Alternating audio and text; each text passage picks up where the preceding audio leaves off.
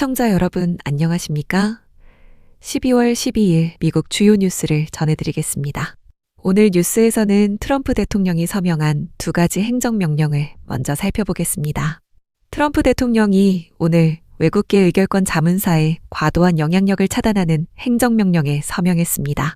의결권 자문사란 주주총회 투표에 어떻게 의결권을 행사해야 하는지에 대해 기관 투자자들에게 조언을 제공하는 전문 자문회사를 뜻합니다. 이 명령은 투자자 수익보다 정치적 의제를 우선시하는 의결권 자문사의 영향력을 종식시키는 것을 주요 목표로 합니다. 현재 미국 의결권 자문 시장의 90% 이상을 외국계인 두 회사가 장악하고 있습니다. 이들 자문사는 고객이 보유한 막대한 양의 뮤추얼 펀드 및 상장지수 펀드 주식 의결권 행사에 조언을 제공하여 미국 대기업의 경영 정책에 중대한 영향을 미치고 있습니다. 이들 자문사는 다양성, 형평성, 포용성과 환경, 사회, 지배구조 같은 급진적인 정치적 의제를 투자 수익보다 앞세우는 행태를 보여왔습니다. 이에 따라 행정명령은 증권거래위원회 위원장에게 의결권 자문사와 관련된 모든 규정 및 지침을 재검토하고 앞서 언급한 정책과 관련된 부분을 적절하게 폐지하거나 수정하도록 지시했습니다. 또한 SEC는 자문사가 투표 추천 과정에서 허위 진술이나 누락을 할 경우 연방증권법상 사기 방지 조항을 엄격히 적용해야 합니다. 이 명령은 의결권 자문사가 투자 자문사로 등록해야 하는지 여부를 검토하고 이에 상충과 방법론에 대한 투명성을 강화하도록 요구합니다. 연방거래위원회 위원장에게는 자문사들이 담합, 이해, 상충 미공개, 허위 정보 제공 등으로 미국 소비자에게 피해를 주는지에 대해 조사하도록 지시했습니다. 더불어 노동부 장관은 근로자 퇴직소득보장법에 따라 연금 및 퇴직금 관리인과 의결권 자문사가 오직 참여자와 수혜자의 금전적 이익을 위해서만 행동하도록 신탁 의무 기준을 강화해야 합니다. 다음 뉴스입니다. 트럼프 대통령이 오늘 미국의 인공지능 혁신을 보호하기 위한 행정명령에 서명했습니다. 이 행정명령은 주마다 다른 규제로 인해 발생하는 비일관적이고 값비싼 규정 준수 체계로부터 미국 AI 산업을 보호하는 것을 골자로 합니다. 대통령은 법무장관에게 혁신을 저해하는 위헌적이거나 선점된 혹은 기타 위법한 주 단위 AI 법률에 이의를 제기할 AI 소송 태스크포스를 설립하도록 지시했습니다. 또한 상무장관은 국가 AI 정책 우선순위와 상충하는 주 법률을 평가하고 해당 주의 광대역 평등 접근 및 배포 비배포 자금 지원을 보류하도록 명령했습니다. 연방거래위원회와 연방통신위원회는 기업들에게 AI 모델의 다양성, 형평성, 포용성을 포함하도록 강요하는 법률이 연방거래위원회법을 위반하는지 판단하는 조치 등을 취하게 됩니다. 현재 주의회에는 1000개가 넘는 AI 관련 법안이 발의되어 복잡한 규제 환경을 만들고 있으며 캘리포니아와 콜로라도 같은 일부 주에서는 AI 기업에게 결과물 검열과 좌파 이념 주입을 요구하는 상황입니다. 트럼프 대통령은 성명에서 일부 주에서는 AI 모델의 소수 집단의 권리 존중과 사회적 정의 등 진보적인 이념을 심으려 시도하고 있으며 이는 특정 이념이 주입된 AI를 낳는다고 강력히 비판했습니다.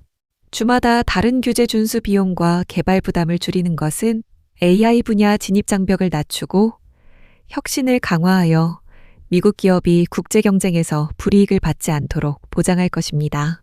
이에 따라 행정부는 혁신을 저해하는 주 AI 법률을 선점할 국가 AI 입법 프레임워크 개발을 요청했습니다.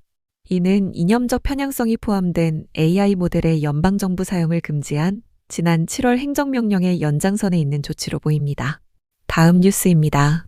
코스트코가 예상보다 강력한 2026 회계연도 1분기 실적을 발표하며 할리데이 시즌 동안 기록적인 판매 성과를 공개했습니다.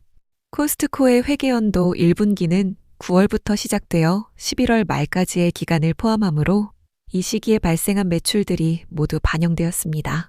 코스트코의 게리 밀러칩 최고 재무책임자는 목요일 1분기 실적 발표에서 놀라운 기록들을 재미있는 사실로 소개했습니다.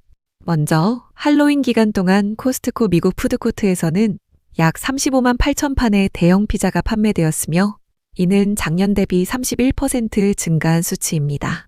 또한 추수감사절 직전 사흘 동안 판매된 파이는 약 450만 개에 달하며 이는 매장당 약 7천 개의 파이가 팔린 것과 같은 기록적인 판매량입니다. 이어서 블랙 프라이데이에는 비식품류 온라인 주문액이 2억 5천만 달러를 돌파하며 코스트코 미국 전자상거래 사업 사상 최대 1일 온라인 판매 기록을 경신했습니다. 코스트코는 1분기 매출 673억 1천만 달러와 주당 순이익 4.5달러를 기록하며 월스트리트의 예상치를 모두 상회하는 견조한 실적을 보였습니다. 옴니샌드의 전자상거래 고문인 그렉 자코이츠는 소비자들이 예산을 고려하면서도 구매력을 높이려 한다는 점이 코스트코의 실적 강세로 나타난 것이라고 분석했습니다. 한편 코스트코는 트럼프 대통령의 긴급 관세 명령에 대해 연방정부를 상대로 소송을 제기하며 수입품에 대해 부당하게 지불된 관세 환급을 요구하는 법적 조치를 진행하고 있습니다. 다음 뉴스입니다. 어제 캘리포니아 샌프란시스코 베이 지역 헤이워드 인근의 주택가에서 대규모 폭발과 화재가 발생하여 최소 6명이 부상당했습니다. 인근 주택의 도어벨 카메라에 포착된 폭발 순간 영상은 마치 영화의 한 장면처럼 주택 한 채가 공중으로 날아가며 잔해가 흩날리는 모습을 담고 있습니다. 이 폭발과 3단계 경보 화재로 인해 건물 3채가 완전히 파괴되었으며 인접한 주택들 역시 피해를 입었습니다. 알라메다 카운티 소방국은 100여 명의 소방관이 출동하여 화재를 진압했으며 부상자 6명은 인근 병원으로 이송되었습니다.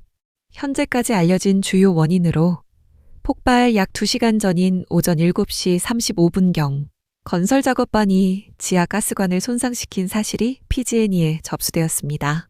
PG&E 직원이 현장에 도착하여 손상된 가스관을 차단하는 작업을 진행했지만 오전 9시 25분에 가스 공급이 완전히 차단된 직후 폭발이 발생했습니다.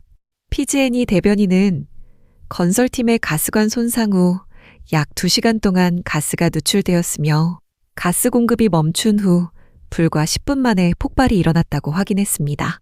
부상자 6명 중 3명은 폭발이 발생한 주택 거주자로 추정되며 3도 화상을 입고 치료 중이고 나머지 3명은 현장에 출동했던 PG&E 직원인 것으로 알려졌습니다. 당국은 폭발 현장에 떨어져 있던 전력선에서 감전 현상이 발생하여 소방관 일부가 잠시 대피하는 등 진압에 어려움을 겪기도 했습니다. 현재 캘리포니아 고속도로 순찰대는 당국의 대응을 위해 인근 고속도로 238번의 통행을 일시적으로 차단했으며 폭발의 정확한 원인은 조사가 진행 중입니다. 다음 뉴스입니다. 미국 연방정부가 저소득층 식품 지원 프로그램인 스냅 푸드 스탬프 혜택을 통한 정크푸드 구매 제한에 대한 주 정부의 신청을 추가로 승인했습니다. 농무부와 보건복지부는 수요일 6개 주의 식품 구매 제한 면제를 공식적으로 허가한다고 발표했습니다. 새롭게 승인된 주는 하와이, 미주리, 노스다코타, 사우스캐롤라이나, 버지니아, 테네시이며 이들 주는 2026년부터 연방 프로그램 하에서 구매할 수 있는 음식의 법적 정의를 수정하게 됩니다. 이에 따라 트럼프 대통령의 다시 미국을 건강하게 이니셔티브에 따라 스냅 식품 선택 제한 면제를 승인받은 주정부는 총 18개로 늘어났습니다. 이 면제 조치는 주정부가 수혜자들이 식료품점에서 푸드 스탬프 혜택을 어떤 가공식품과 음료에 사용할 수 있는지 그 범위를 수정할 수 있도록 허용하는 조치입니다. 브룩 롤린스 농무부 장관은 성명을 통해 트럼프 대통령이 스냅의 본래 목적인 영향을 회복시키고 장기적인 만성질환 문제를 해결하기 위해 대담하고 역사적인 조치를 취하고 있다고 밝혔습니다. 또한 이 조치를 통해 납세자의 관대함을 존중하면서도 가족들이 더 건강하게 오래 살 수 있도록 돕는 주정부의 혁신을 지원하는 것이라고 강조했습니다. 케네디 보건복지부 장관 역시 국민과 특히 아이들의 건강 회복을 위한 스냅 개혁을 주도하는 주지사들에게 감사하다고 전했습니다.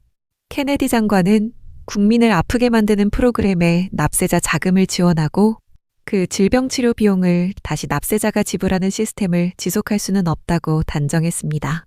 앞서 지난 8월에는 텍사스, 오클라호마, 루이지애나, 콜로라도, 플로리다, 웨스트버지니아 등 6개 주가, 그 이전에는 아칸소, 아이다호, 인디애나, 아이오와, 네브래스카, 유타 등 6개 주가 이미 관련 개혁 면제를 승인받은 바 있습니다.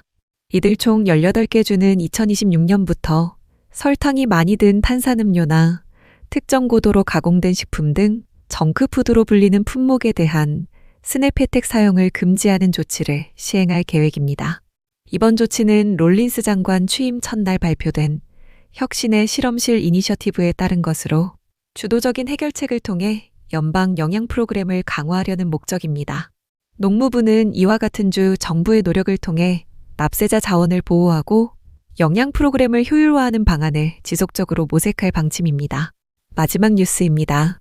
미국 상원에서 오바마케어 보험료 보조금 연장 방안이 공화당과 민주당 양측의 대결 투표 끝에 모두 부결되면서 연말 의료비 폭등 위기가 커지고 있습니다. 현재 확대된 오바마케어 보조금은 올해 말로 종료될 예정이며 의회가 다음 주말 워싱턴을 떠나 신년까지 휴회에 들어가는 상황인데요. 이러한 시한이 다가오면서도 상원 양당은 접점을 찾지 못하고 극명한 입장 차이만 확인했습니다. 민주당은 보조금을 3년간 연장하는 방안을 추진했지만 공화당은 이에 더해 건강저축계좌 HSA 확대 등 오바마케어 개혁을 요구하며 맞섰습니다. 실제로 공화당의 보조금과 개혁을 결합한 법안은 민주당의 반대로, 민주당의 단순 연장안 역시 공화당 일부 의원의 반대로 통과에 필요한 60표 문턱을 넘지 못했습니다. 공화당 상원 다수당 원내대표인 존 튠 의원은 이번 부결에 대해 민주당이 개혁에는 관심이 없고 단순히 정치적 메시지를 던지기 위함이었다고 비판했습니다.